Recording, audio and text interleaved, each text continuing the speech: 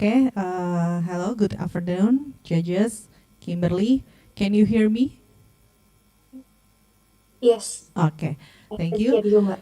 Okay, this session will be started by presenter, namely Kimberly. She cannot attend today's presentation in person because the health reason. How are you today? I'm fine, Mbak. Feel better, yeah? Okay. Yeah. Before we begin, I would like to inform you that each participant will have 15 minutes to present their creative ideas.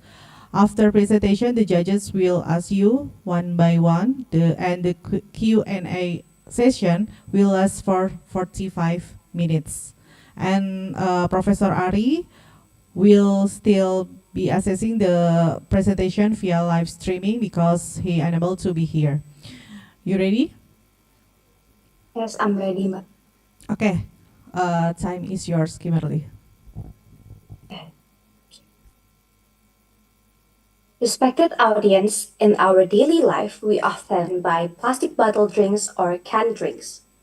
But have we ever wondered where these plastic bottles end up after we throw them away? Do they end up in the landfills, on the side of the road, or even in rivers? Who here feels that they have done their part by simply throwing the plastic bottle into the trash bin?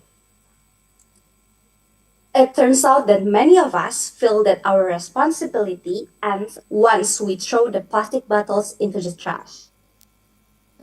Next, I will present an illustration that might change your perspective. Let's imagine this box as a landfill. When only one bottle piles up, it doesn't seem like a big problem. But what if there are like 10 bottles, 100 bottles, or even millions of bottles piling up in the landfills? This is the problem, esteemed judges. This bottle cannot recycle themselves. Therefore, today's presentation will discuss solution to the problem of managing packaging waste, plastic bottles, and aluminum cans in Indonesia. Assalamualaikum warahmatullahi wabarakatuh. Shalom, Om Swastiastu, Namo Buddhaya, and greetings of virtue. Allow me to introduce myself. I am Kimberly Natali. Currently, I am disappointed that I cannot be in the same room as the esteemed judges due to the health reason. However, I hope that what I present can still be conveyed effectively. Esteemed judges, perhaps we all think that plastic waste is a relatively simple problem, one that has persisted for hundreds of years and remains unresolved in Indonesia to this day. However, if we examine it more closely, this problem must be solved and can be solved simply by changing where we dispose of our waste. Why? Let's, look, let's take a look at the urgency from a global perspective. According to the data from the Clean Swell app in 2021, plastic bottles are the third most common type of waste found on the global coastline, followed by beverage cans. Indonesia faces a similar problem. Data from the Ministry of Environment and Forestry show that in the last 10 years, plastic waste has increased by 6%, contributing to the 11 million tons in 2021. Ironically, most of this waste is not managed properly. This can be seen in the data from the waste generation in Indonesia in 2022, which reached 69 million tons, with 18% of it being plastic waste, especially plastic bottles. This situation has had serious environmental impacts as this non-biodegradable waste pollutes soil, water, and air in the long term. The government has made various efforts to address this issue. From a normative perspective, the government has launched the Indonesia Bersih Sampah 2025 program. Additionally, the government has regulated the obligation of producers, consumers, and retailers to manage the waste they generate through the waste management law. However, this policy seems to be stagnant.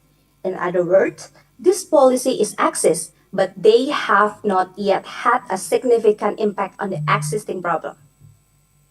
Many producers only use recycled plastic bottle packaging and feel that they already fulfill their obligation. However, this is not enough. Research from the Sustainable Waste Indonesia and Indonesia Plastic Recyclers in Java show that only 11% of waste is successfully collected and recycled. Most recycling processes are hindered by the declining quality of the post-consumer waste as it mixes with the other waste, making it unrecyclable. From a practical perspective, the government has also made various efforts, such as establishing waste bank, building integrated landfills, and providing education on the importance of waste management. However, all of these efforts have not yet resolved the problem of managing plastic and aluminum can waste in Indonesia. For example, many waste banks are at risk of closing due to the low number of waste depositors. For instance, the waste bank in the Belawan is struggling because the economic incentive for depositing waste are too small. From the many problem of managing plastic and aluminum can waste that I have outlined, what is actually the root cause of this issue? The lack of an integrated, structured, and holistic waste management that involves all relevant parties. That's the answer. Let's prove this thesis by conducting a comparative study to Norway and Sweden, which have successfully collected and recycled 90% of plastic bottles and beverage cans packaging waste. Let's learn from these two countries. Sweden and Norway implemented a deposit refund system. This system requires consumers to pay a deposit fee when purchasing products packaged in a plastic bottle or cans. The amount of the deposit varies depending on the type and size of the packaging. The deposit is refunded to the customers when they return the waste to the reverse vending machine located in the retail stores. The deposit refund system in these two countries involves the roles of producers, retailers, consumers, and the government in a holistic manner. Furthermore, this system also involved the operator company, such as Infinitum in Norway and then Retropack in Sweden. These operator companies coordinate the collection of the deposit-bearing packaging from the registration to sorting the collected waste, the collected packaging, and then recycled and reused by producer as a new packaging. The main difference between the DRS in Sweden and Norway is the nature. In Sweden, the DRS is mandatory. Meanwhile, in Norway, the DRS is voluntary as an initiative by the beverage and grocery industry to reduce the production costs from single-use plastic. Despite this difference, this system ultimately provides many benefits, not only for the environment but also for the consumers, producers, and retailers. Moving to Indonesia, the practice of returning plastic bottles to reverse vending machine has already been implemented through Plastic Pay.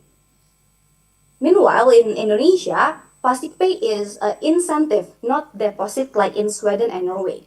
And the incentive is too small, just 55 rupiah. This situation shows that the existing system has not been able to solve the problem of managing plastic bottle and aluminum can as effectively in Sweden and Norway. Therefore, Da-Uang is here to solve this problem.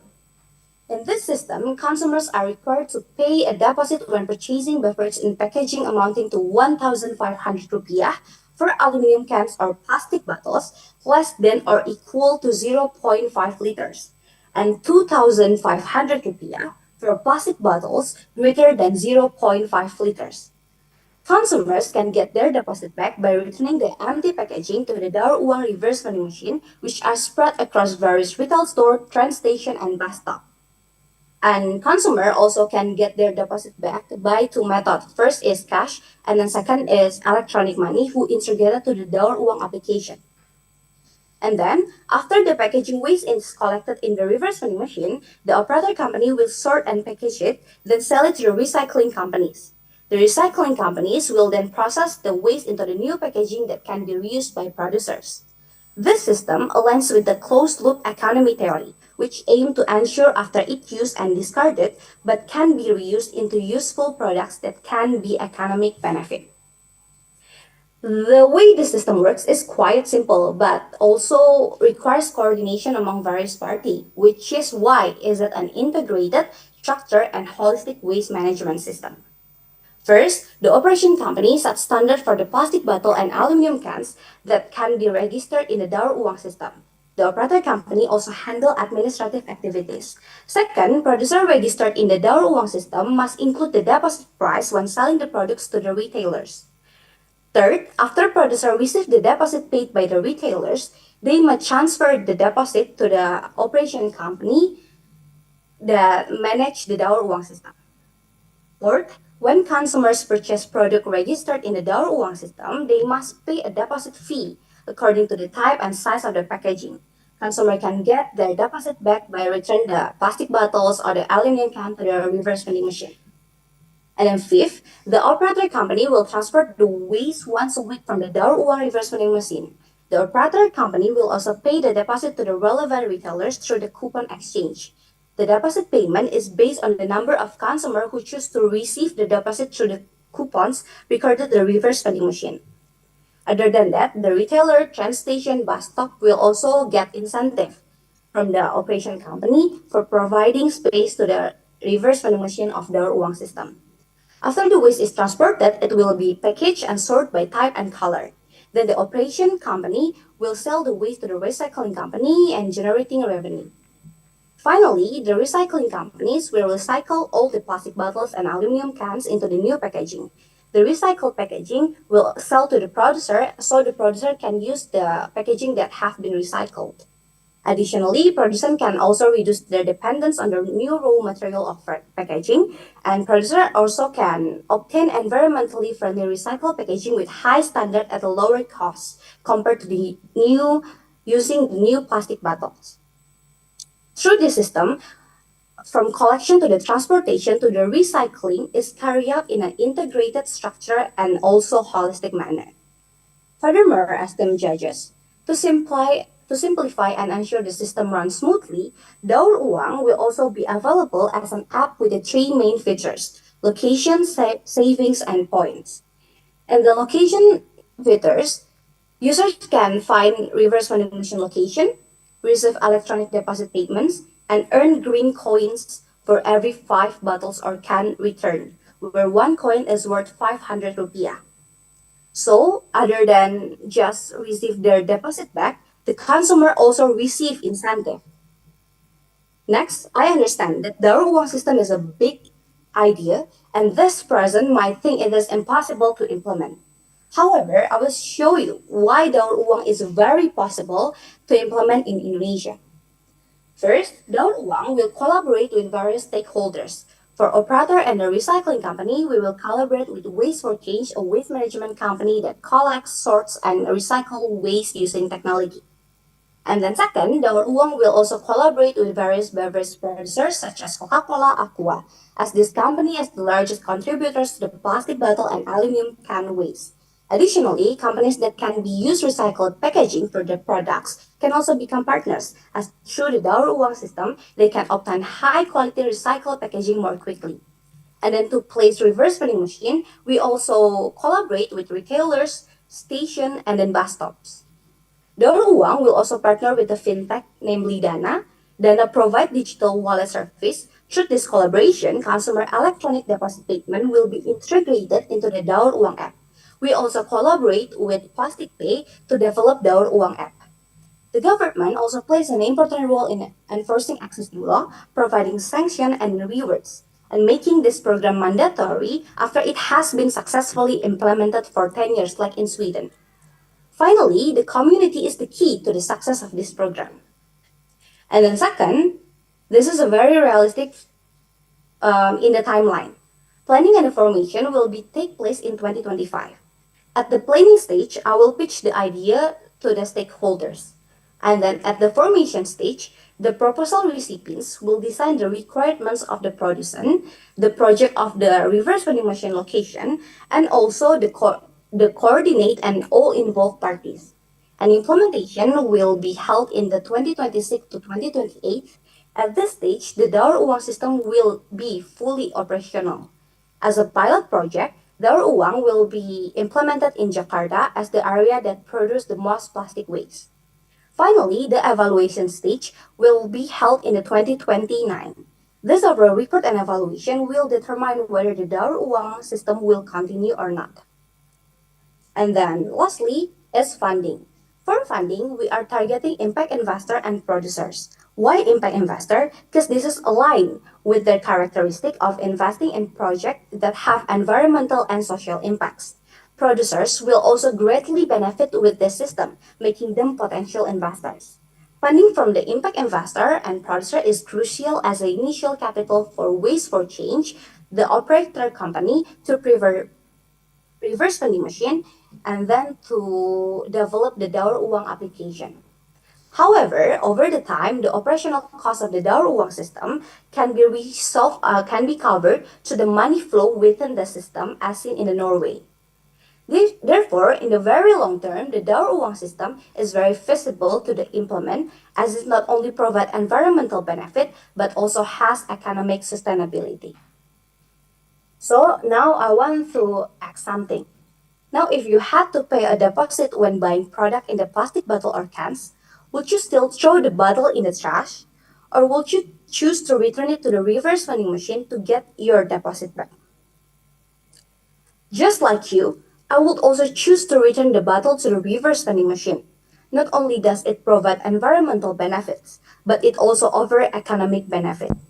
Thus, this idea is solutive, innovative, and realistic. Thank you. Okay, time's up and time is okay. Thank you, Kimberly, for your presentation. And now we will open for the Q&A session from the panelists. Start from Bang Choki. Okay.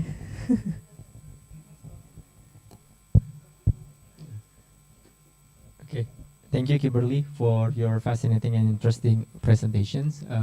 Congratulations, you have made progress so far.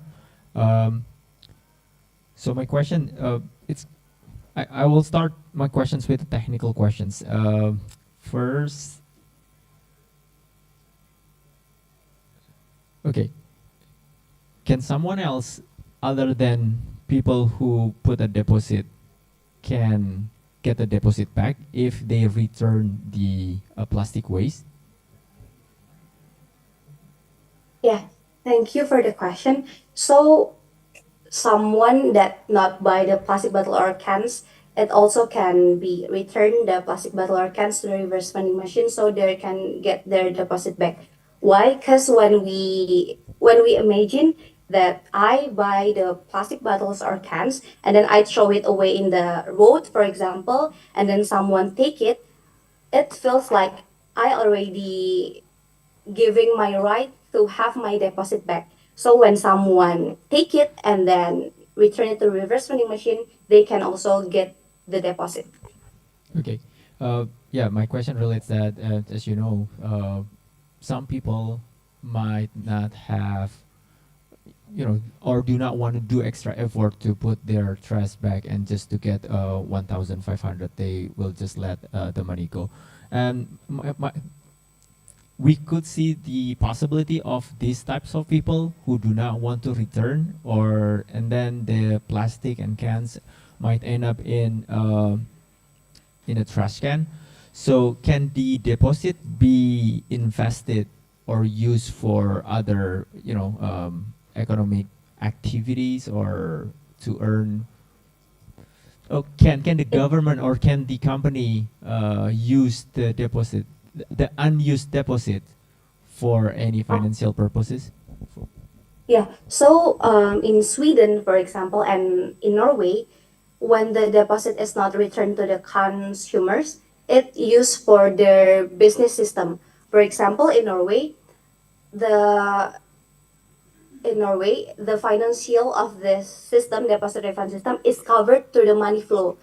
The money flow is received by the operation company who sell the bottle to the recycling company. But other than that, it also have by the deposit that not returned to the consumer. So when you ask, can the deposit that not returned to the consumers used in the business sector? Yeah, it can be. And then I'm gonna shift my questions a little bit, and I always ask these questions. Not always. I sometimes ask these questions when the proposals pointing out that the solution has to be from the citizen or from the public. Have you or do you have an assessment about the current government roles and responsibilities in managing plastic and can waste, And what's your assessment and evaluations on that? Okay, so the government is also do a lot of efforts to manage the plastic waste and then aluminum cans. For example, like what I've been told in my presentation, they also regulate the obligation of the producer, consumers, and retailers to manage their waste.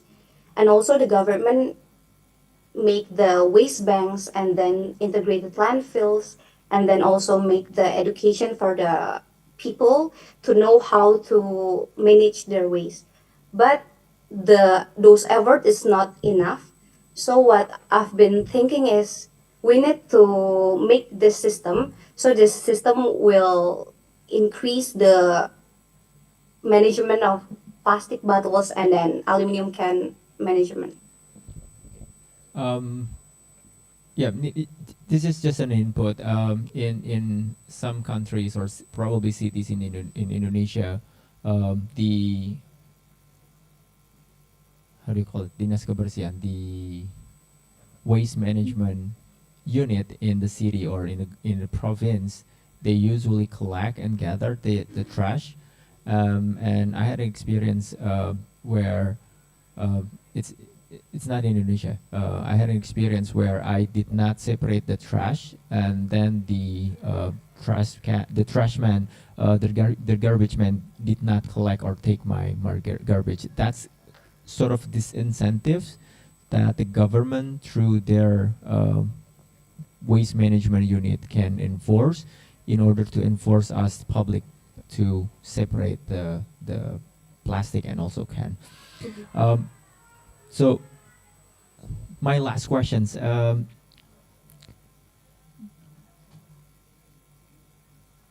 How do you consider the informal market?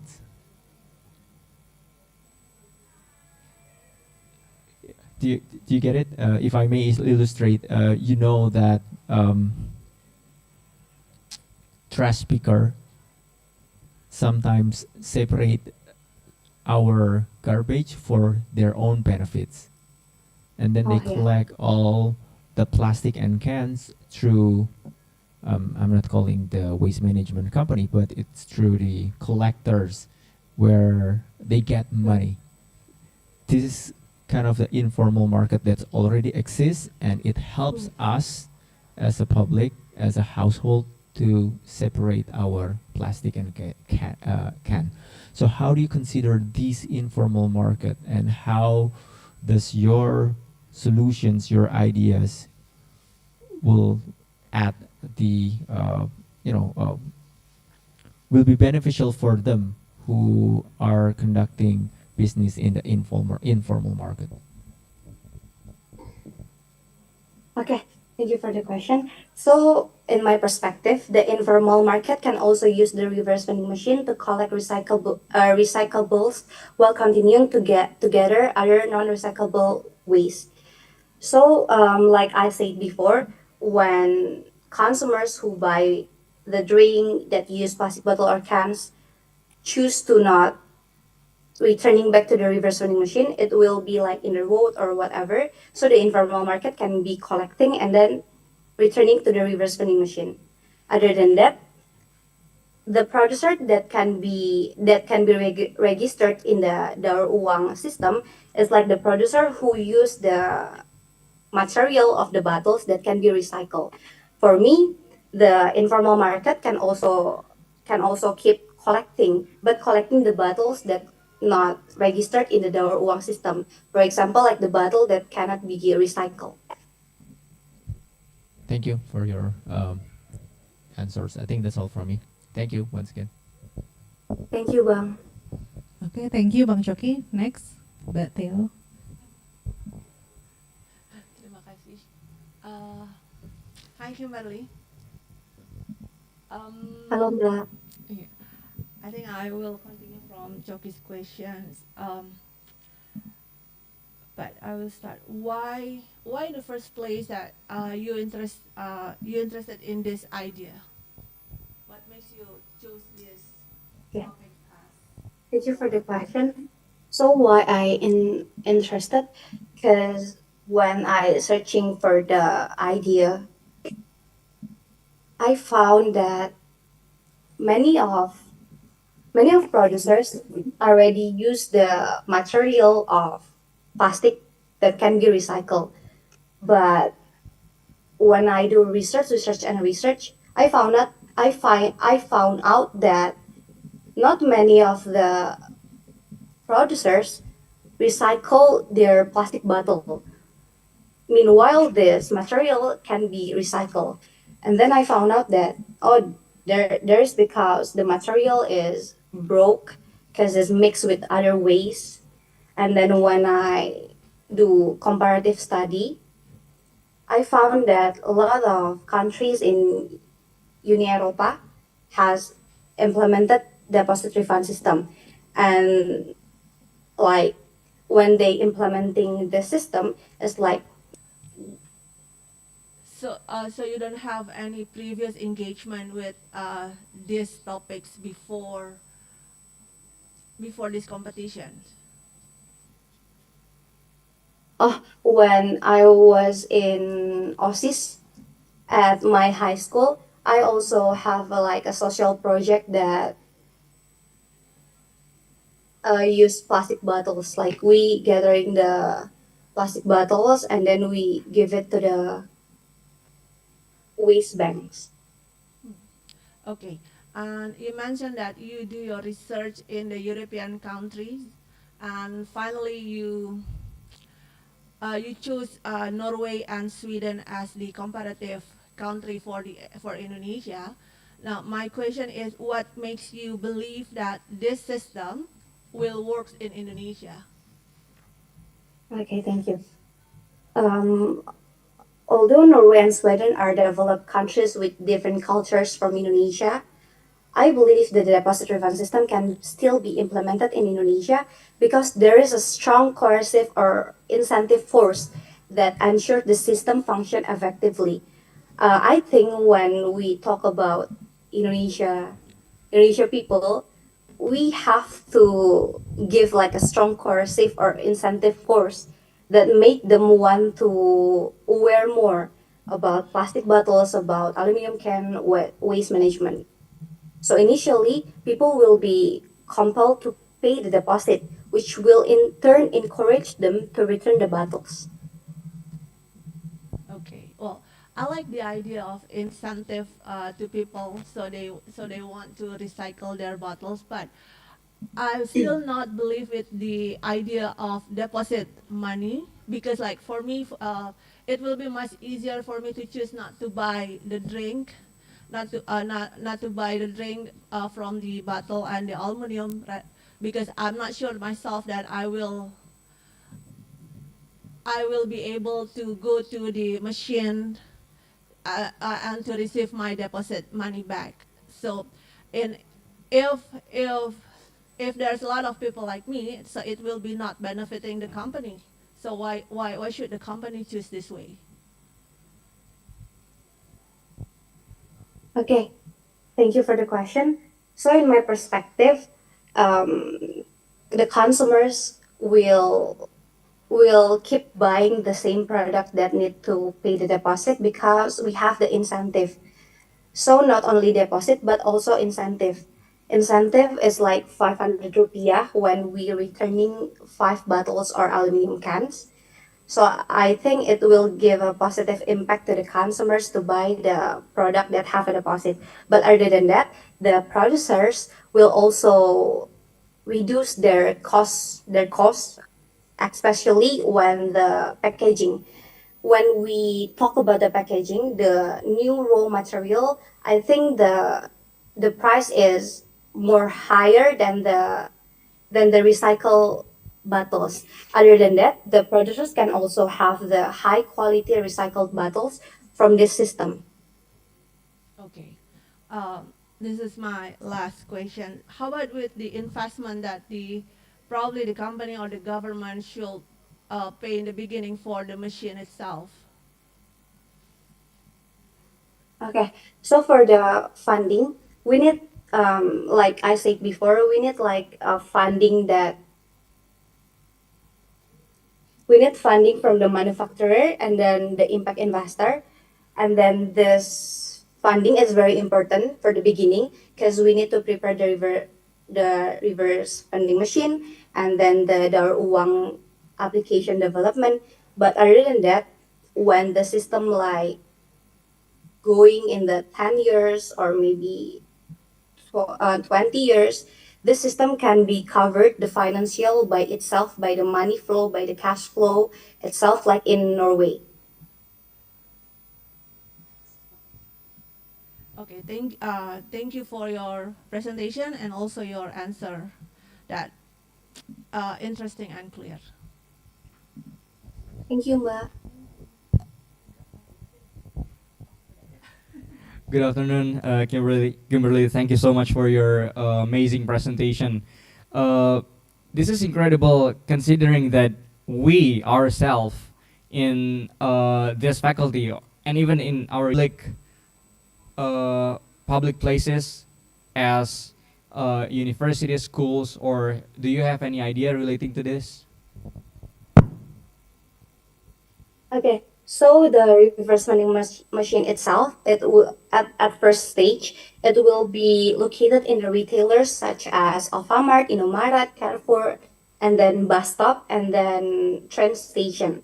But when the system is successfully implemented, like I said in timeline, in 2029, when the evaluation is like going well, the system is successfully implemented, it can be expand like in the university, in the school, even in the mall.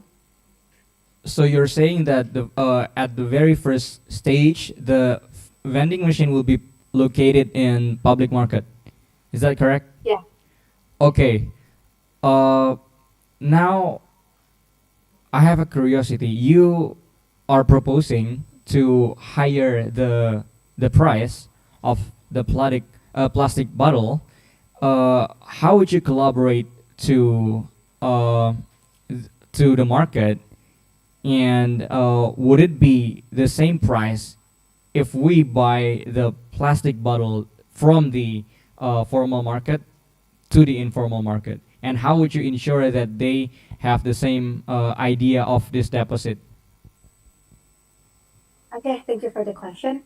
So the train station and then the bus stop and then the retailers will also get an incentive because they giving space to our reverse vending machine, the uang system, so that what their benefit. And then to make sure the formal and the informal market have the same deposit refund system. So it start when the producer registered in the Da-Uang system must include the deposit price when selling the products with plastic bottles and aluminum cans to the retailers. So either that informal or formal, when they buy the product from the producers, it will be added the deposit price too. Okay, let's talk about the middle distributor. So let's say I'm the Carrefour or something that is to distribute the product, and I pay more for the producer because of the deposit system. How can I get the return if the deposit is back to the consumer, the final consumer? What about the distributor? They they pay more for the plastic bottle. How could they could their money back for the deposit?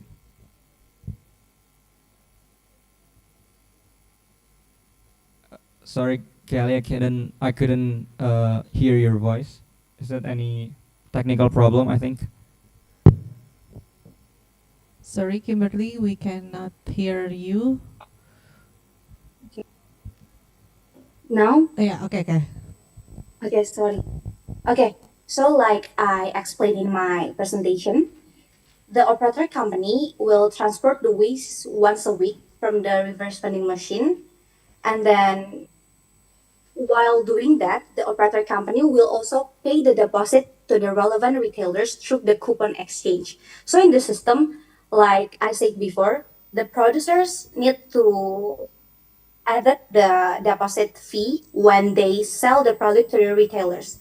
But after the producer receive their deposit, they need to transfer it to the operator company, like in this Da-Uang system, waste for change.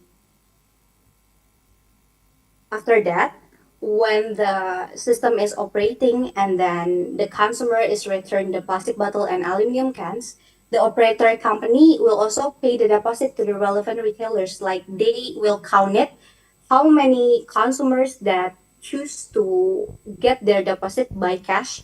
By cash is like this. So when we talk about the payment method, this is like the payment method that consumer can choose, cash or electronic money. When electronic money, it will be integrated in the Da-Uang app. But when we choose cash, the reverse vending machine will print the coupons, and then the coupons can be exchanged into the cashier at the retailers. So when the operator company transport to the retailers once a week, they also gonna count how many consumers that choose the payment of cash. And then when it counted, the operator company will pay to the to the retailers. Okay, thank you so much. I got your idea, and this is amazing. By the way, I forgot to ask. This is related to my previous question, actually. Uh, when you try to put the vending machine in a public market, do you have any projection how many vending machine will you put in your proposed timeline? Supposed to be it's 5 years, if I'm not mistaken. It's In supposed to be 3 years, and then the reverse vending machine is 30. Okay, 3 years to implement all around Jakarta. How many vending machine is your projection? 30. But also it can be more than that if we have the money. Okay, I'm afraid it's not. It's not sufficient for providing the recycle system that's inclusive to all Jakartans. I believe it's lesser than all the region in Jakarta. Uh, I think it should be so many. That's also the homework of this project. Tons of plastic bottle waste in a day in Jakarta, and you need to accommodate it. How are you gonna make collaborations with government? And I think this is not a regional level. You have to also make collaborations with lower level, such as kelurahan and kecamatan. How would you how is your strategy for you to be able to be accepted on the lower level of the government? Okay. So of course, when we put the reverse vending machine, like it need to be permitted for the kelurahan or kecamatan. Of course, we gonna explain how the system is work because it's unfamiliar for them, and then I will also tell what the positive impact of it, so why system must be implemented, and of course it's not gonna make negative impact but only positive impact. So I hope with that kind of approach, this system can be accepted by the kecamatan or kelurahan. And then when we talk about higher level like government, this system I hope this system can be like mandatory when it's successfully implemented like 10 years. Like in Sweden, the deposit refund system is mandatory. The government there like regulate the producers to use plastic bottles or aluminum can that can be recycled so it can be registered to the retropack deposit refund system. Okay, okay. Thank you so much. You need to also ensure that the higher government is permitting this project as well.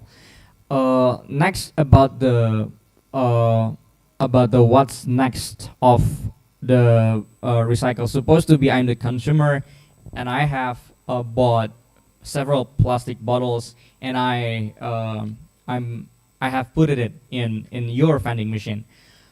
What's what do the vending machine do after receiving many of plastic bottles? I believe that you have already explained it, but can you give me a simplified explanation of how the distribution of the plastic bottle after it's received by the vending machine?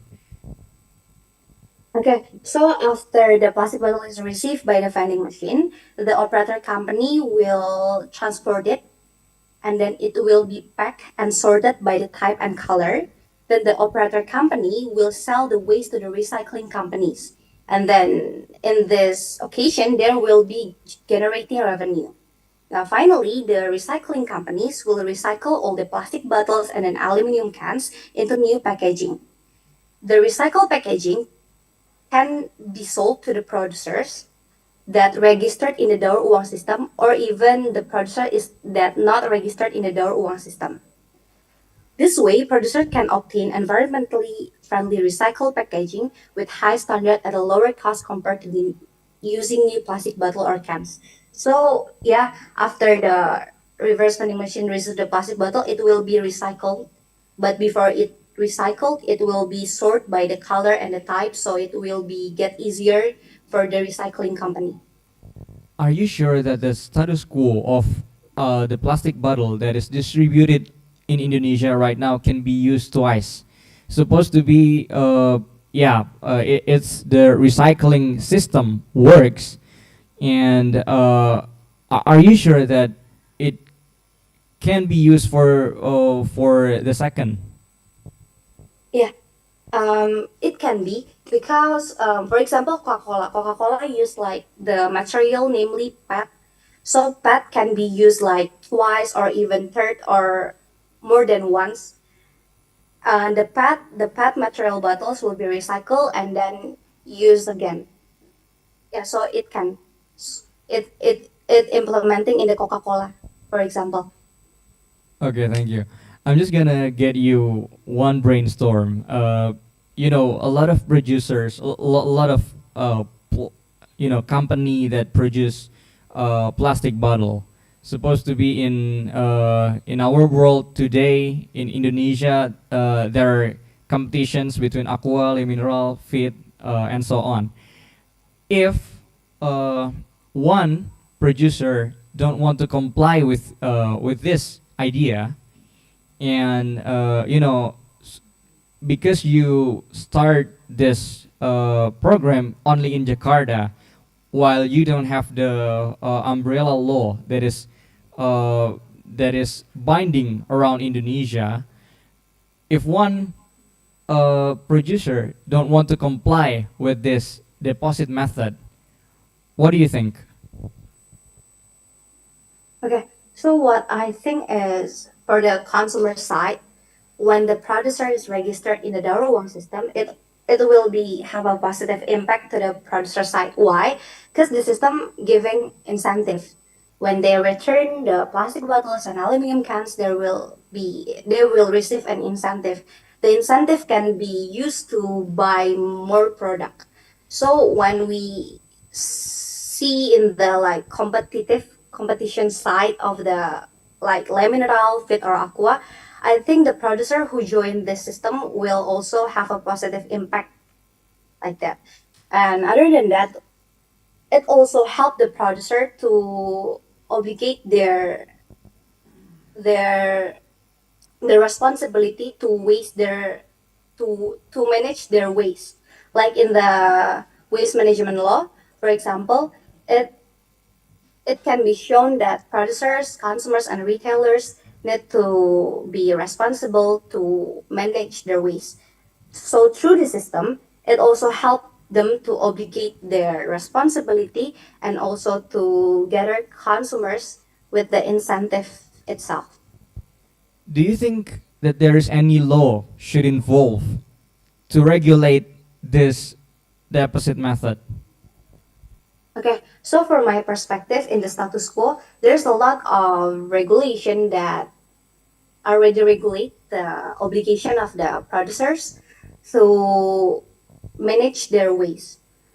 I think when this deposit refund system is being implemented, it don't need any more law or like PP or permit or so on, because the umbrella law is already existed, the management waste law, that producers need to be responsible of their waste. So the deposit refund system is like one of the way for them to be responsible of their waste. But when this program is implemented like 10 years success, and then this program wanna be like mandatory from the government, it need a law, like maybe PP or permen, something like that. But for now, like as a pilot project, I think there's no need to make a new law. Okay, I think that's all for me. Thank you. Thank you so much, Kelly. Thank you, Aksara. Thank you. We will have 40 minutes. Bateo, wanna ask the question? No? Aksara? Bang Choki? Oh. Okay, I think that is enough. Thank you, Kimberly, for your presentation and your answer. And you can leave the Zoom. Good luck and yeah, see you. Okay. Thank you, judges, Okay. all of the panitia. Yeah.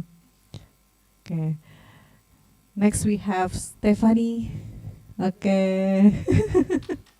The last presenter for today. Yay. Steffi, ya.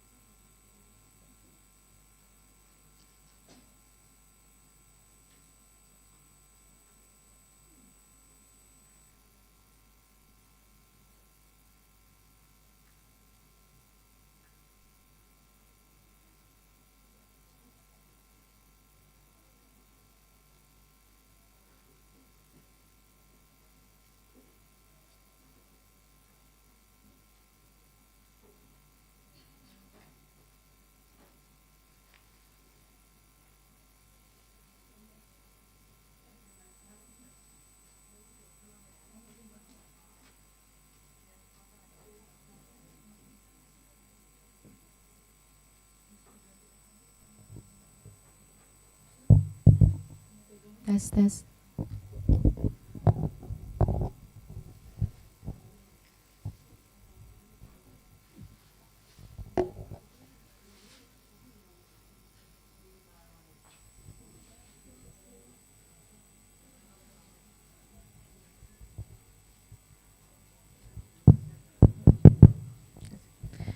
Okay, good afternoon, Good afternoon. Yes. Steffi. This session will be the last session, yeah. So we begin. Oh, before we begin, I would like to inform you that each participant will have 15 minutes to present their creative ideas.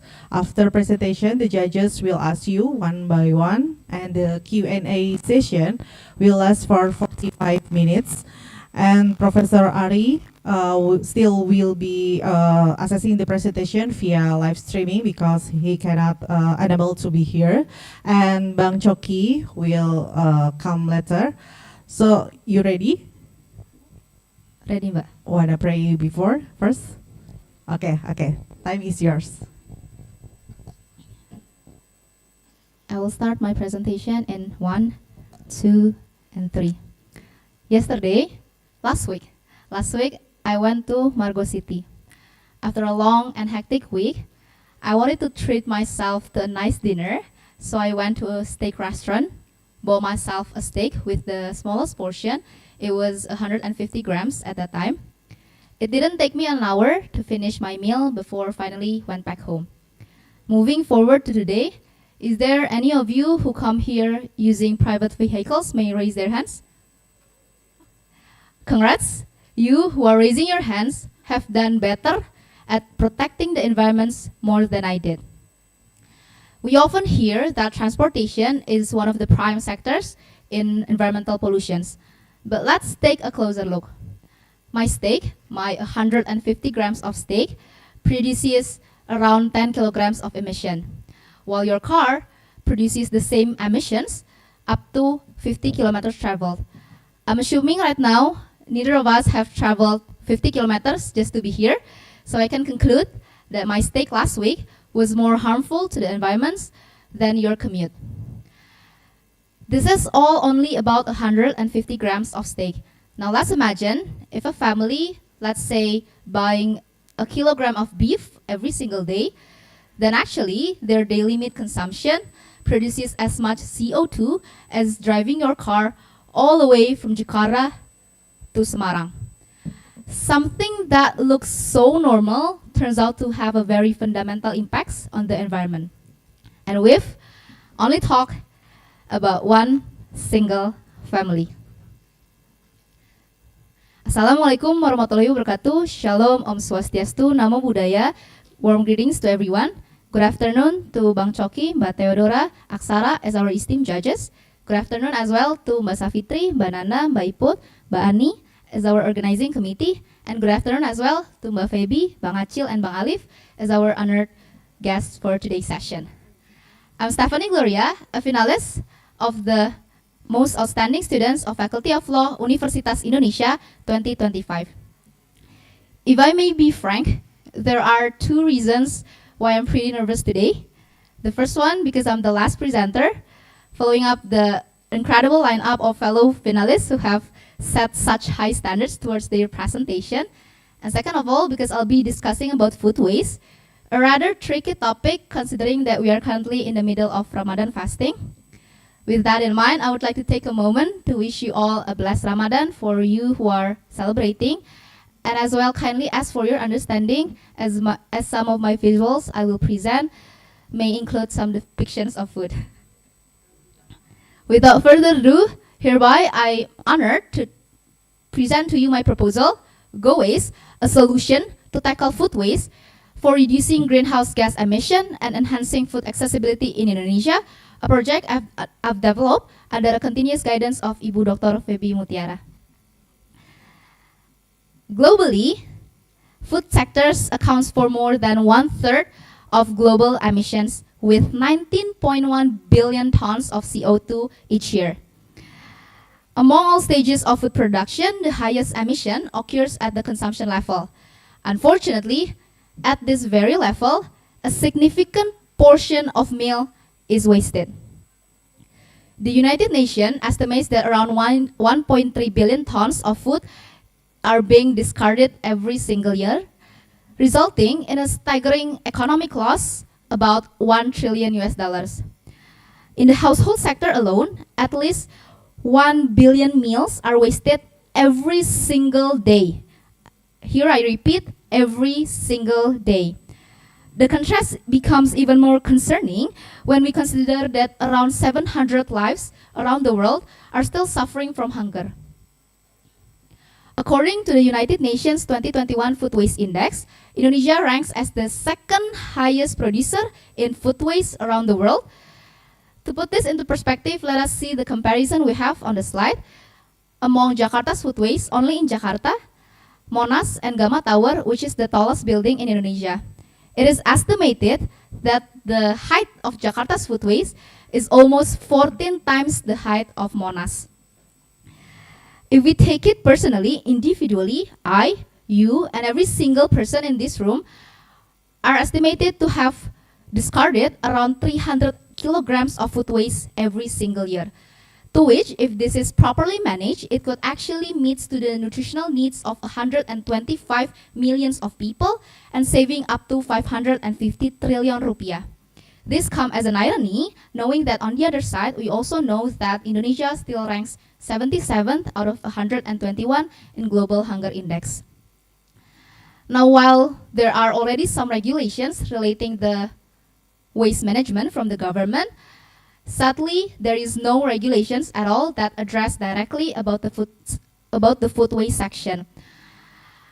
Data estimates that if we, as a society, could reduce the food waste up to 25%, then the nutritional needs of around 820 million of people are going to be met. This highlights a fundamental issue that we have, which is the absence of a system that can connect the people who have surplus food and the people who actually need it the most. This exact system is precisely what I'm proposing to you today. Now, before we moving on, let us see an application called Too Good To Go.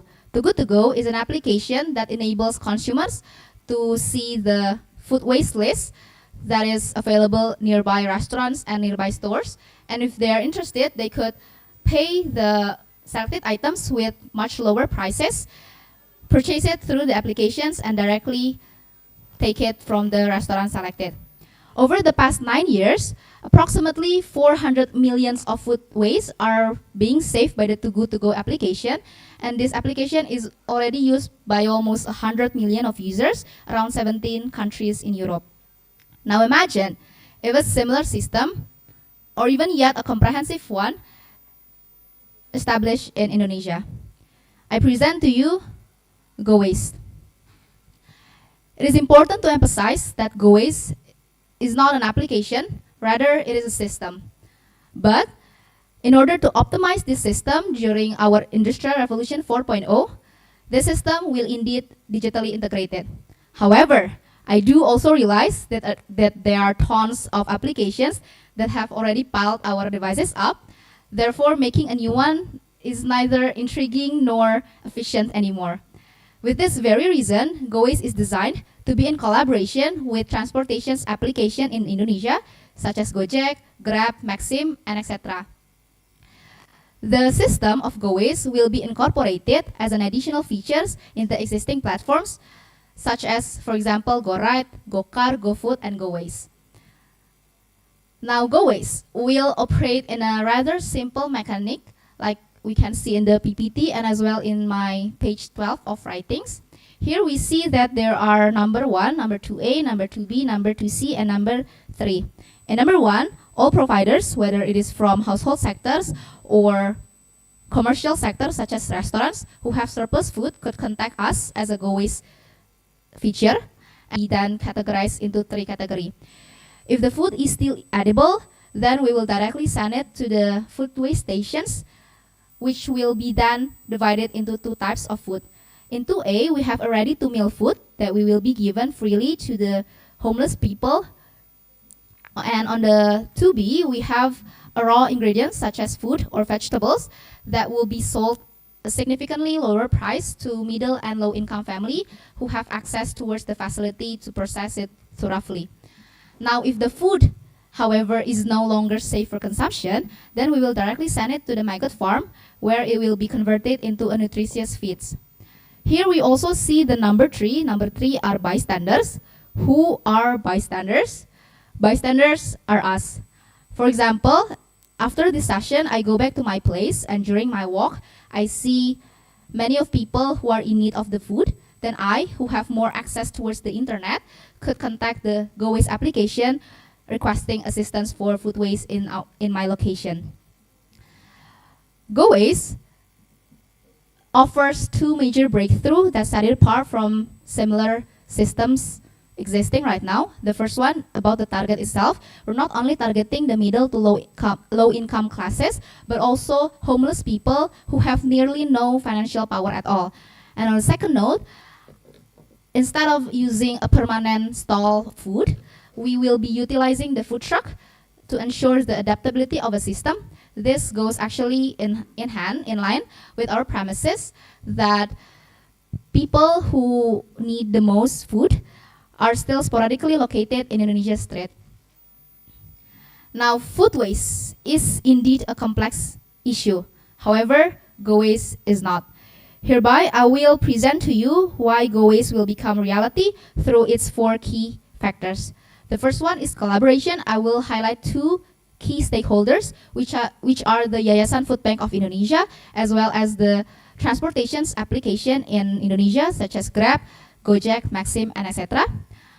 And then on the second note, we will have an incentive system that will be given to the providers of food for them who came from commercial sectors such as restaurant.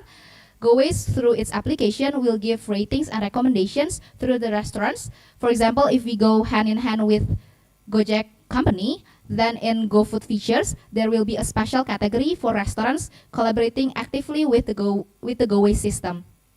Algorithmically, these restaurants will also pop up easily in the search bar. This technique and method has proven to be effective in raising up to 15% of sale annually. For those who came from the household sectors or bystanders, we will give them coupons that they could actually use it daily through the features that the application has.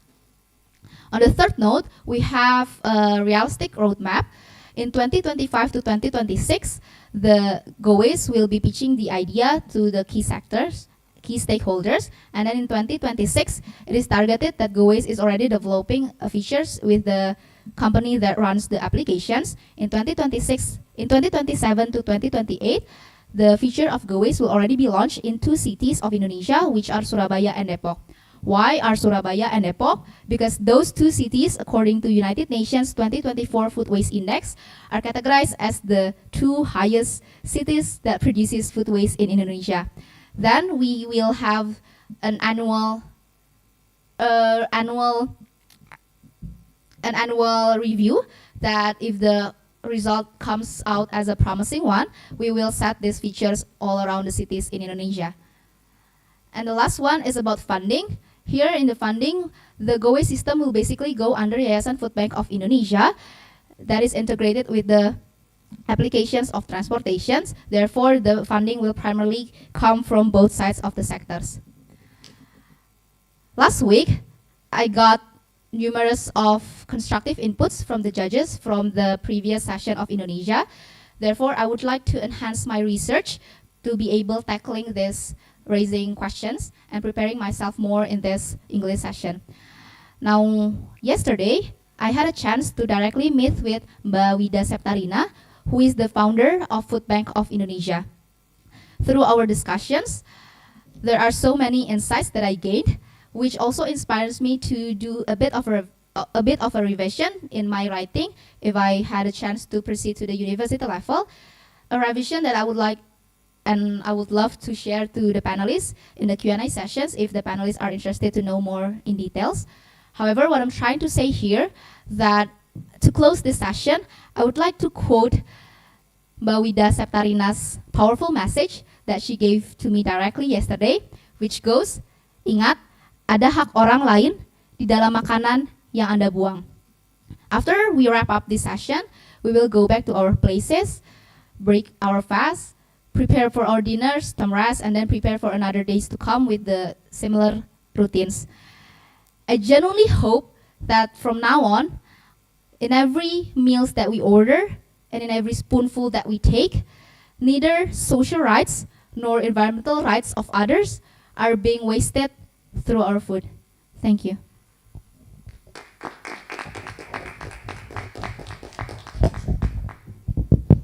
Thank you, Steffi. Now we will begin for Q&A session from the panelists. Let us begin with Bang Juki or Bateo. Bateo. Okay, Bateo first.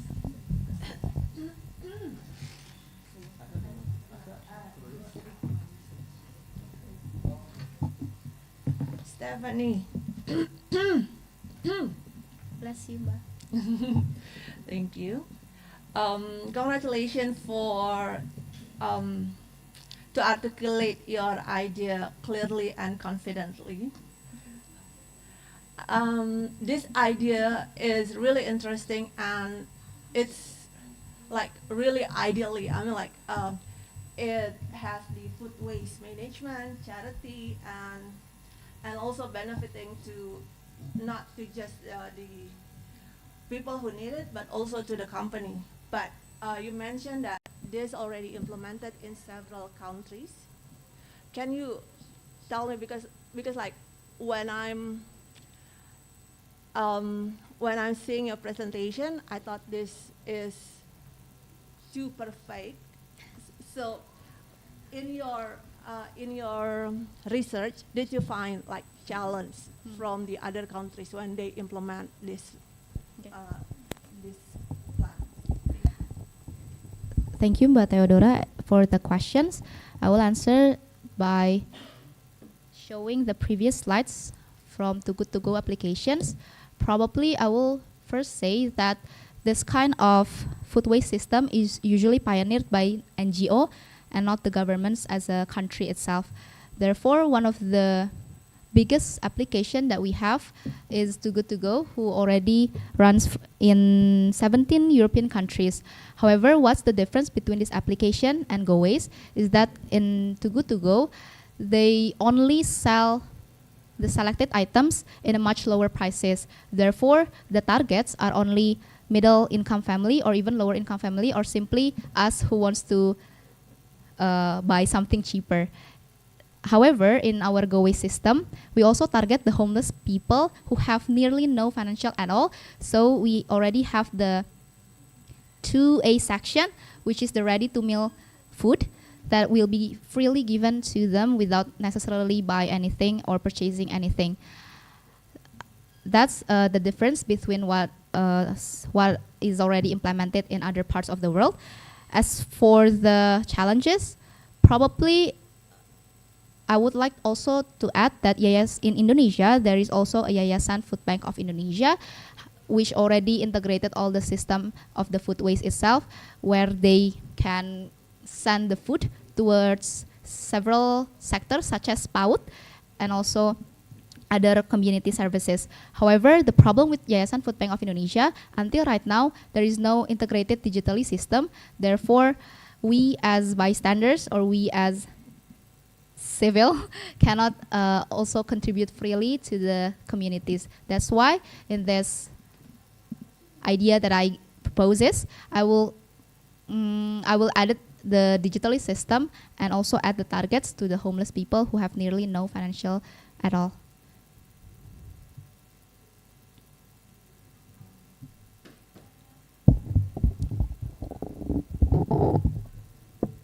Okay, so how far you believe that this digitalization system will answer your problems? Because like I've been sitting here for 2 days, and almost all the candidates always put the digitalization as the answer of their problem. So what do you think? Okay. Particularly in Go Waste system, again, what I'm offering here is a system and not an application. Therefore, the system itself will guaranteed to be effective because of the schemes that I have already presented. However, the application is needed here because we want to broad up the access among the societies to together contribute to this system. And that could be done effectively by using the application systems. This can be seen from the Too Good To Go application, which is, it is an application, a new application, but still it is gaining almost 100 million users. We think that by integrating it with already existing programs and applications such as Gojek or Go Waste, Gojek, Grab, Maxim, who has tons of base in Indonesia, which are, I mean, Gojek is already downloaded by almost every people in this Indonesia. So the amount of users in Gojek or Grab will significantly help the accessibility of people who wants to contribute in Go Waste system. So that's actually a plus for the Gojek or Grab or Maxim, and also for the Go Waste itself. My last question is, if you have the opportunity to pitch this idea to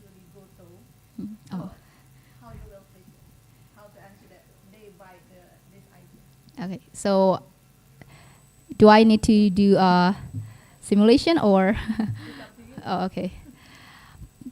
Probably the first one that I want to highlight for the Gotos company is that how much food waste is being issue in our countries, and how much actually a potential buyer and also a potential providers that will go hand in hand with the Goto itself.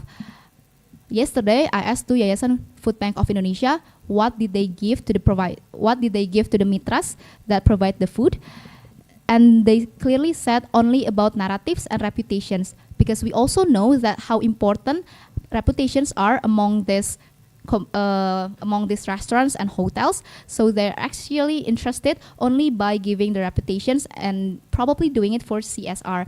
Therefore, I will convince the Goto company that there will be lots of providers that actually interested to do this this collaboration.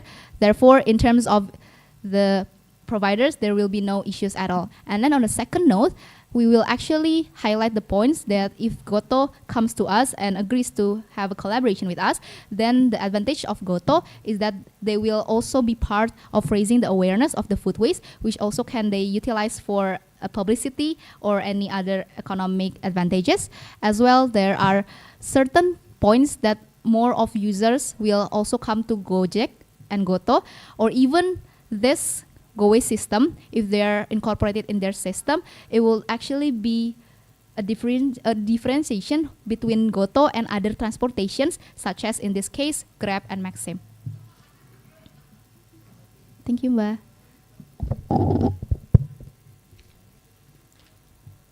Yeah, thank you so much, Stephanie, Gloria, for your amazing and interesting presentations.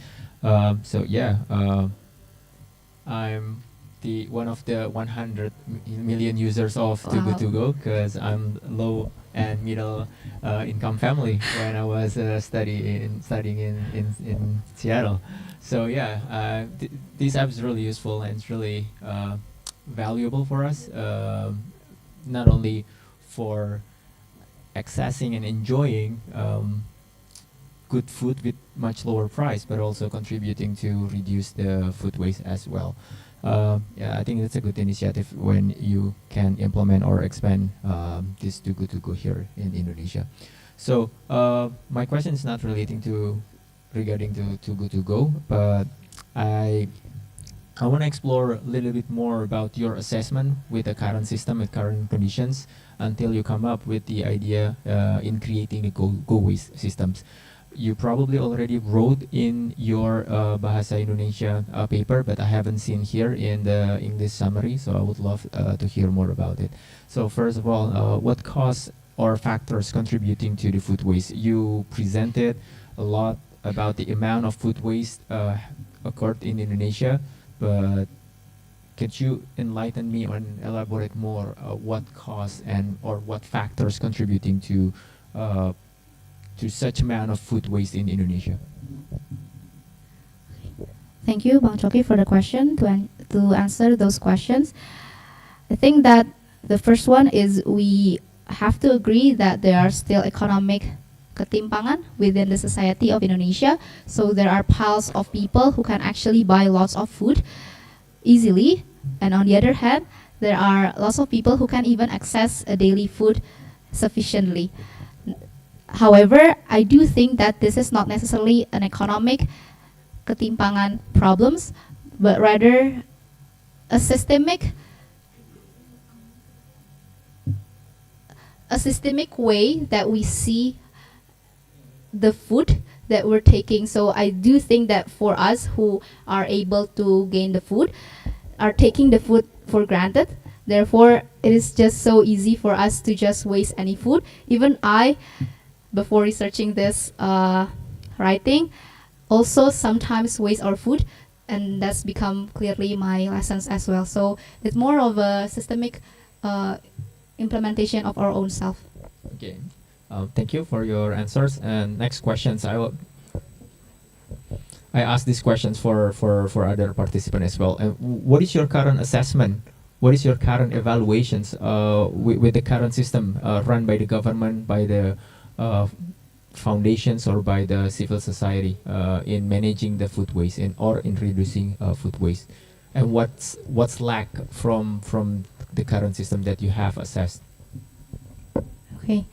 Actually, I would really love to answer that question because that relates to what revision that I mentioned in the last slides that I enlightened by Mbak Wida's discussion.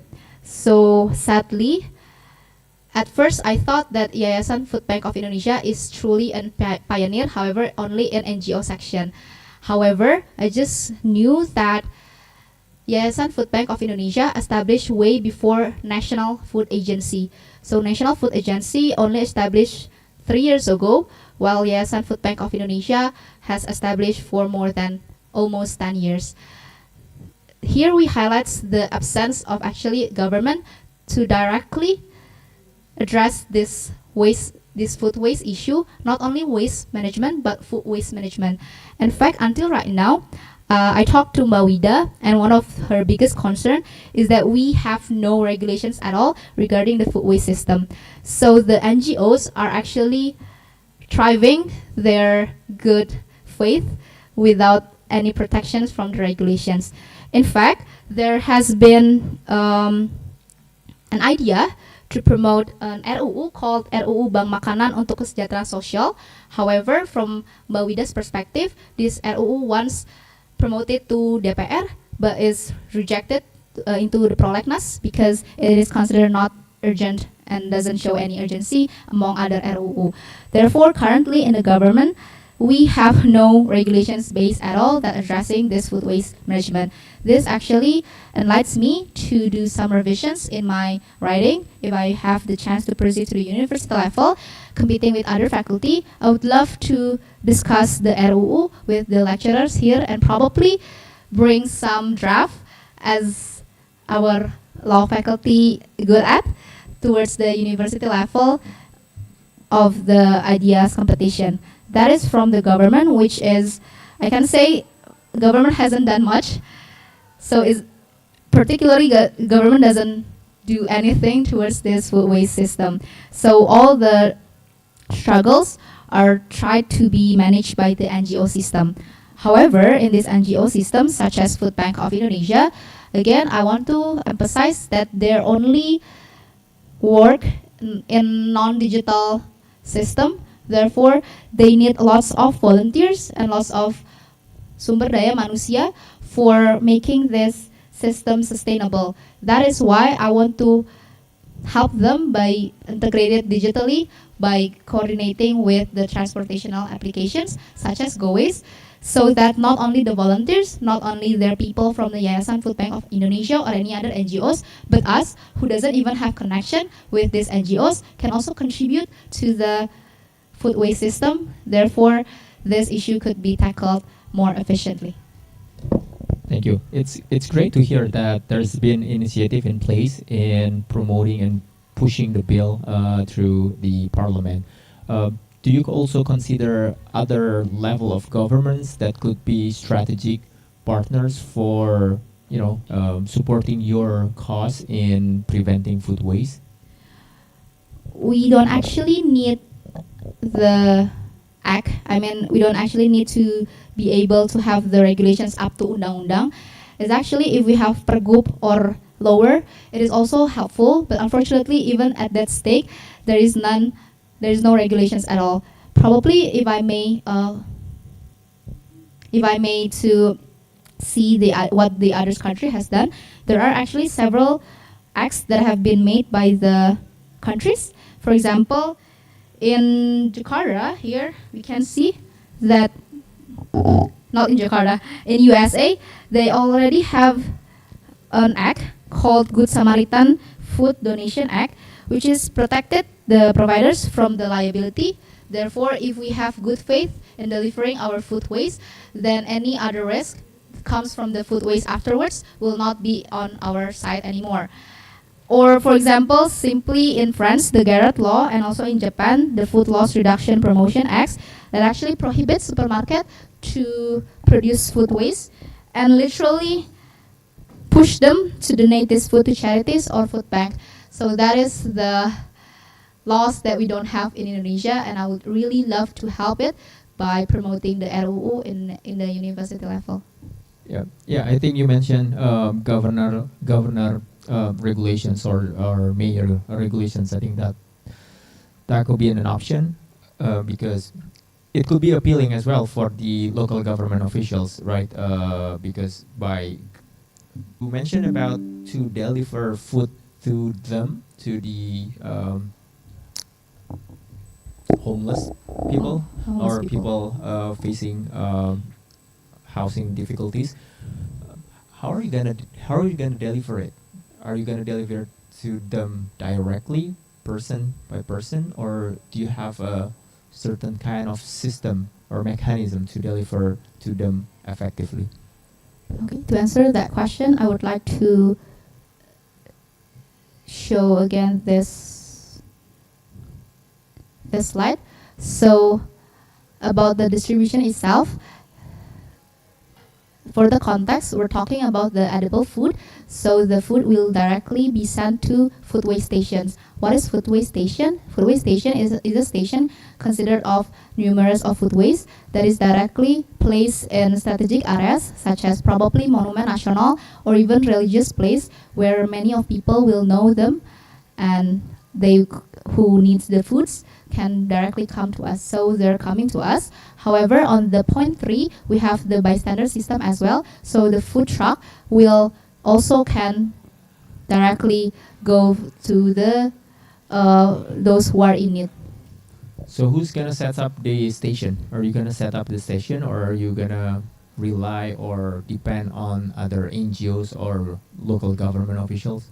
In my idea, currently, we're doing it on our own together with Yayasan Food Bank of Indonesia, because under my notion, this system will go under Yayasan Food Bank of Indonesia, so the funding and also the resources will also come from, most likely, is Yayasan Food Bank of Indonesia. However, in terms of the food truck availability itself, I'm actually considering whether we can ask the applications company to provide them, or we can also use the same as the station itself. Okay, thank you for your answers. And just one comment to add your food waste resources. I think it would be better to put grocery stores as one of the producers of the food waste, because some grocery store supermarket also has food ready product that you can eat. So they are also one of the producers of food waste. In some countries, probably, but Theo is nodding when I was talking about it. Yeah, grocery, they have almost expired stuff that are not sold, or they have fresh products that are there is about to perish. So it would be better to manage those unsold products and could be distributed to your targets. So that the groceries will come as a provider or as a food stations as well, Bang Choki? I think as a providers, and in some groceries they also have a ready-to-eat product, Yeah. right? So for example, Family Mart, they have sausage, they have they have chicken. I think it could be one of the food waste resources. Okay, probably I would. Thank you, Bang Choki, for the input. Probably I wanted to highlight in the number 1 section, which are the food waste resources. Here I only write about restaurants and also hotels, but in fact I would also like to engage with retailers and groceries, because in Yayasan Food Bank of Indonesia itself, they're already collaborating with, for example, Super Indo or a bread shop called To The Jaw, which is also has in Margo City. So yep, we'll also utilize them to be our providers, so that the amount of food waste that we can save is much more. Thank you, Bang.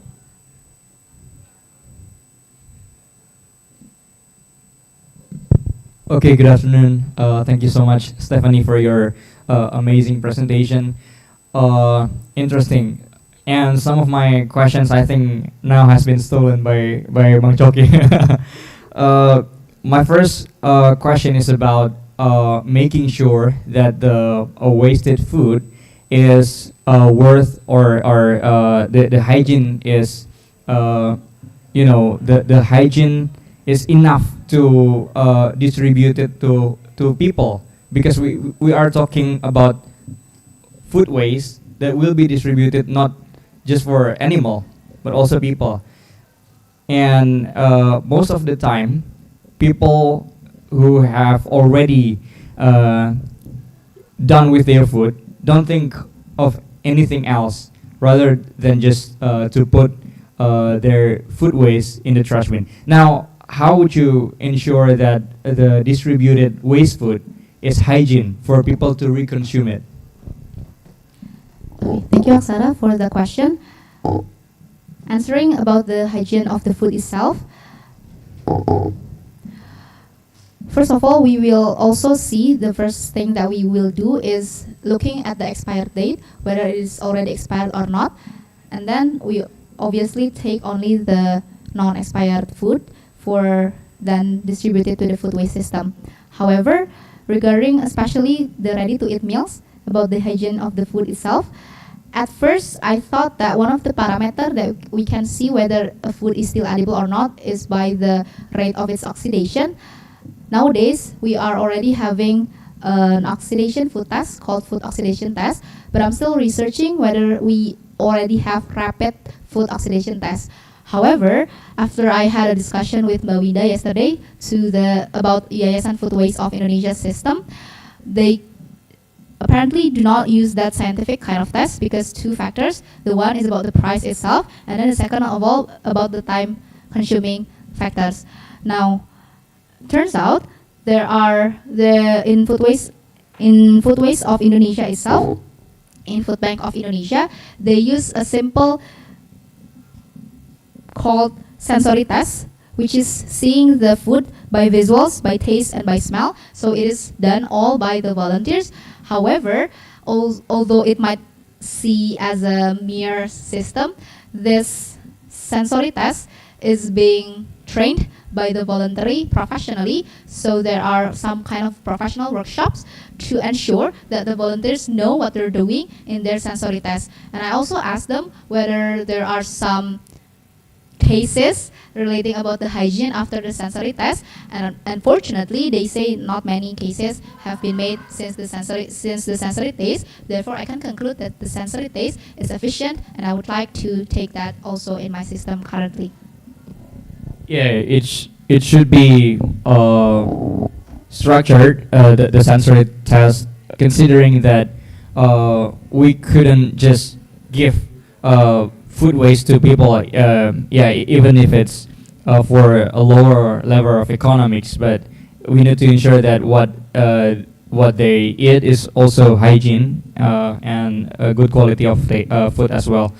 The next question is about the awareness of consumer, so that if they have a food waste, they're gonna give it back to the restaurant, or you're gonna just lie to the restaurant to collect the food waste. I'm asking you two mechanism. The first one focuses on the consumer, whether or not they could give the food waste to the restaurant, or you're just gonna lie to the restaurant. To answer that question, I wanted to highlight the number one point, which is the food waste resources.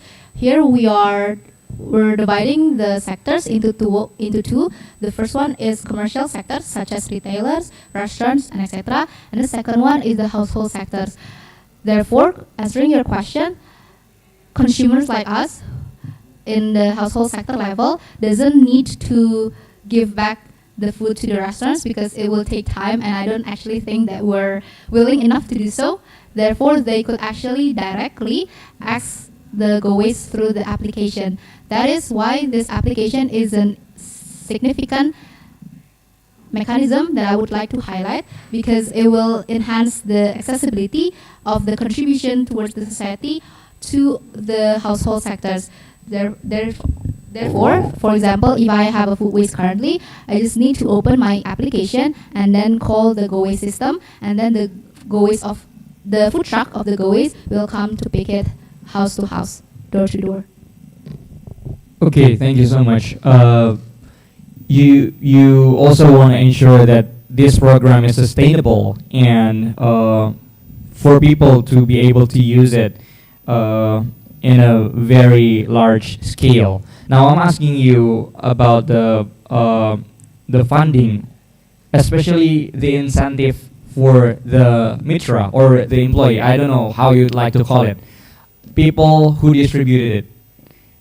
It could be Abang Gojek. It could be career. But how are you going to give them incentive if you just rely on the funding? Yeah. About the funding itself, again, the GoWays system will go under Yayasan Food Bank of Indonesia that is integrated to the transportation application. Therefore, those two sectors will be targeted to fund the GoWays system primarily. However, below these two sections, we also have an alternative funding system. For example, the advertisement itself coming from the application and also the food trucks that keeps going every single day through GoWay system, and also the investor and also the crowdfunding. That is about the funding itself. Talking about the incentive, probably here I only talk about the incentive for the providers. Now, going on about the incentive towards the applications or even the career itself, then we have some systems which is for the application, let's say Gojek or Grab, who are in collaboration with us. They could actually get a really good reputation and narratives towards the society. So probably they could take this as a CSR, social responsibility company, that the narratives could be pushed to the society. Therefore, the society could choose this application even more in times ahead. As well as for the man resources, such as the courier itself, we will give them. It is actually kind of hard to pay them professionally. However, in this state, we will see them as volunteers, and for volunteers, we will give them, for example, around 5% of the selected items that we have collected for them to pick and for them to bring home for their incentive as well to contribute to our society and our systems. However, probably I also want to highlight that in my current notion, the man's power is not coming from the application company, because the application company only going to be utilized by us for its application only. All the men's resources will come from us, from the GoWay system that can be collaborated with Yayasan Food Bank of Indonesia or even the society that wants to contribute more and directly towards the food waste index.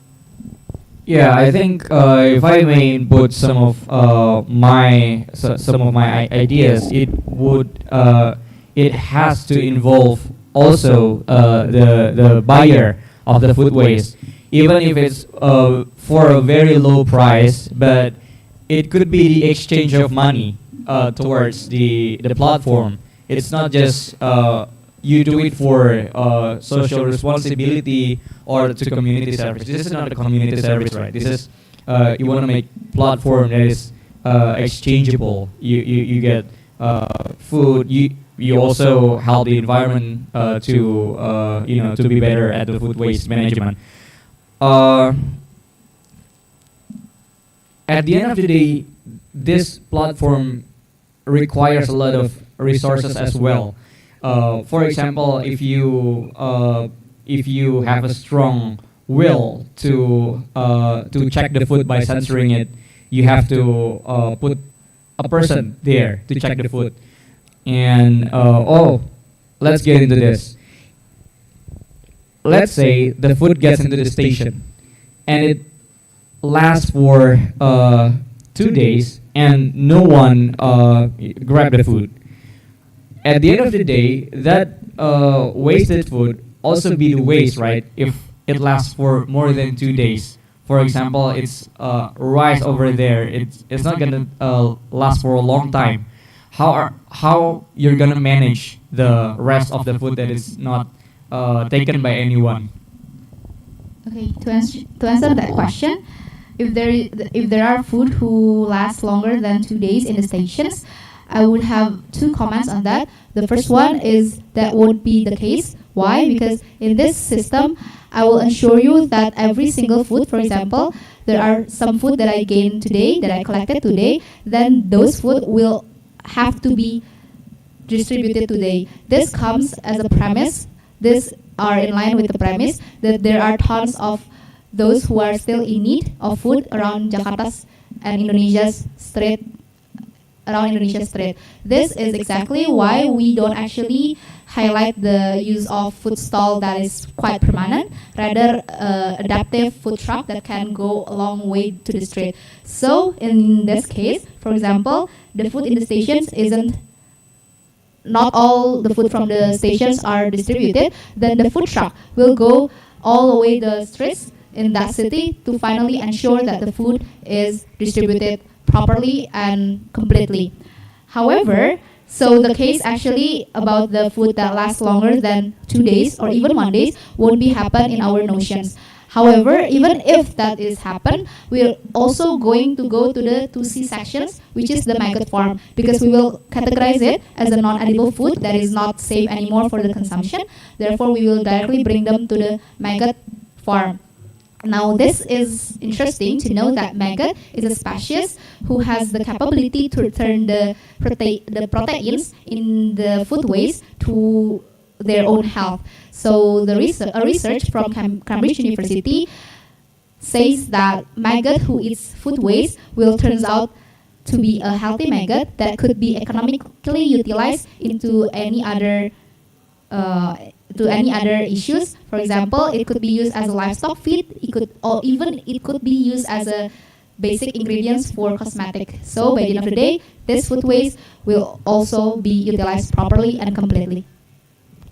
But are you sure that every type of food is eligible to be maggots food? That is an interesting question, because if I see through my research, through every videos and also readings that I do, the maggots usually eat the raw ingredients or even the inedible food, like for example, a nasi goreng that is not completely finished. However, in terms of the food that is no longer be able to be eaten by the maggots, this we have to admit that then this is the final food waste that also will go directly to the TPA. Because by the end of the day, this doesn't contradict with the idea, because the idea is reducing at the significant rate of the food waste itself, not eliminating all the food waste issue, because we also believe that we need to do it step by step. And currently, with the very high rate of food waste, our prime notion and target is to reduce them as much as we could. Okay, thank you so much. This may be my very last question. You're talking about stations. There will be stations all around the city, and if we're just talking about Jakarta, because if I'm not mistaken, the first step for this development of program is in Jakarta, right? Surabaya and Depok. Surabaya and Depok. Okay, just talk in Depok, for example. How many stations are you targeting for this program to be able to operate well? In the very first case, we estimate the use of around 10 food trucks in each city, so it will be total 20 for Surabaya and for Depok. However, if the system is responded well by the society and there are much support from the society and the government and etc., because we're currently only talking about us as an NGO and as a maker of the notion. We haven't even talked about the governments and how much the power that the government can. Then if we have more power, we will actually add the food trucks along the way. Okay, thank you so much. Last but not least, I'm just gonna emphasize on my input. You should be looking for the incentive for the customer. You've already done it for a restaurant. You've already had the incentives for restaurant, but you need to also think of the consumer basis individually. let's say I call for go waste to give my food waste, then what do I get? If you have done already, please clarify. But if you haven't done already, please look for some incentive for the customer at individual basis. Thank you so much. Probably to comment on that last questions of Aksara. Here we've already mentioned about the coupons. So the coupons will be given to the household sector consumers or the bystanders. What are the coupons? Basically, if we go hand in hand with, for example, Grab, then Grab has many other features such as Grab Mart, Grab Food, Grab Ride, Grab Car, and etc. Therefore, for us as the consumers who actively contribute to the GoWay system will get the coupons for, let's example, in Grab Ride or Grab Car. This, I believe, will incentivize them quite well because, again, applications like Grab, Gojek, and Maxims are being used massively today. So these coupons, whether it is for Gojek, for GoRide, GoCar, GoFood, will be so beneficial to them. Okay, thank you so much. Thank you. Thank you. We still have 8 minutes. Yeah.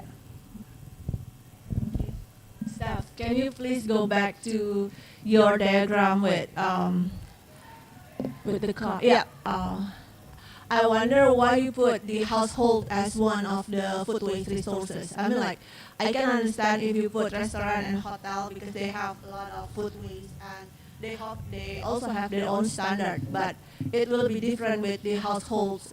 The amount will be like really limited, really small, and we don't know the standard from each of the house. So can you tell me why you put the household as one of the resources? Simply put, because the household sectors also contribute much food waste that we have currently in Indonesia. I don't actually have the exact data with me currently, but yes, food household sector actually accounts for numerous of food waste in Indonesia. Therefore, it might be seem little if we see the household for every door. However, for example, here in FHUI, we have approximately 1,000 of students. If we see only one student, he or she could actually only have a limited food waste. But if we calculate them all, for example, in 1,000 students, it will be numerous. Therefore, we believe that the household sector is also important to be accommodated through the system itself.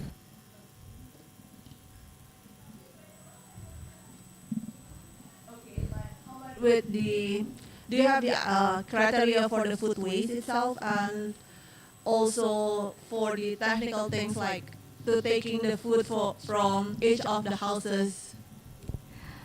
For the categorization, first one, we will see whether it is a packaged food or not. If it is packaged food, then it will be so much easier to see whether it is still edible and distributed and could be distributed well. However, in terms of ready-to-eat meal, again, this, after I did my research in Yayasan Food Bank of Indonesia and done many readings and watching some videos, then the only thing that we can do right now is through the sensory food. However, through the sensory food. So probably I also believe that from the household sectors, we probably not much of the food from the household sector will come to 2A or even 2B, but directly for the market itself. However, we still believe that it is useful for including the household sectors because, again, if we doesn't appear as a system that connects it, then I don't actually believe we as consumers will directly go to the market farm itself.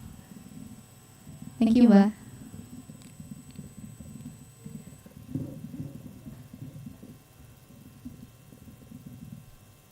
We still have 5 minutes. Any question from Bang Choki or Aksara? Okay, enough. Thank you for your presentation, Steffi. You may now leave the stage and good luck. And it is our final presenter for today. Thank you for the judges, the presenter, and everyone who joined us for today. it is the end of the English session for Mapres FHUI 2025. Just a quick remember. Okay, thank you for everyone in here and have a great day. Thank you.